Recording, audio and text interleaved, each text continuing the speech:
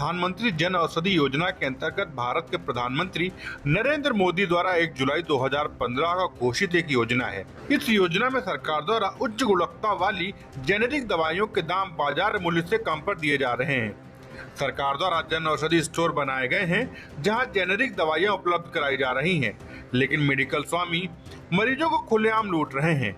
एक generic injection लियोफ्लेक्सोसिन जिसका print rate 212 रुपए है, जो मार्केट में 35 से 40 रुपए के बीच मिल रहा है, लेकिन जन औषधि केंद्र पर यह 200 रुपए में मिल रहा है, जिसके चलते पीएम की योजना को मेडिकल स्वामी अपना पेट भरने को पलीता लगा रहे हैं, जबकि जेनेरिक दवाइयों पर 60 से 70% तक छूट होती है। प्रधानमंत्री जन औषधि अभियान मूलतः जनता को जागरूक करने के लिए शुरू किया गया है, ताकि जनता समझ सके कि ब्रांडेड मेडिसिन की तुलना में जेनेरिक मेडिसिन कम मूल्य पर उपलब्ध है, साथ ही इसकी क्वालिटी में किसी तरह की कमी नहीं है।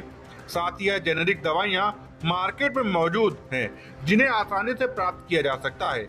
इस योजना में आम नागरिकों को बाजार से 60 से 70% कम कीमत पर दवाइयां मुहैया कराने के उद्देश्य से केंद्र सरकार द्वारा देश भर में 1000 से ज्यादा जन औषधि केंद्र खोले गए हैं। प्रधानमंत्री के इतने प्रयासों के बाद आज भी दवाइयों की कालाबाजारी नहीं रुक रही है।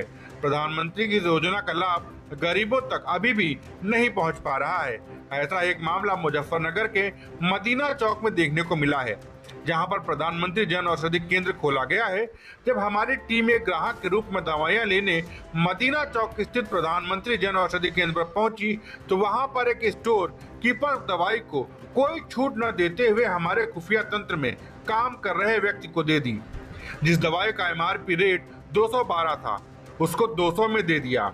हमारी खुफिया तंत्र में काम कर रहे व्यक्ति के द्वारा जब दवाइयों पर छूट की बात कही गई, तो आगे की बात करते हुए कहा कि प्राइवेट दवाइयों पर कोई भी छूट नहीं आती, जिससे पीएम द्वारा आम जनता के लिए खोले गए जन औषधि केंद्रों का पूरी तरीके से दुरुपयोग किया जा रहा है।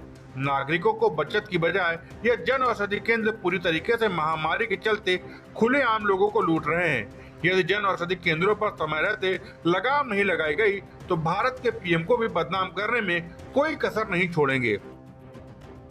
प्रधानमंत्री जन औषधि केंद्र की जो दवाइयाँ आती हैं उन पे MRP ही 10 से 90% तक की छूट रहती है। किसी पे 40%, किसी पे वैसे 90% तक की छूट है बहुत सारी दवाइयों पे।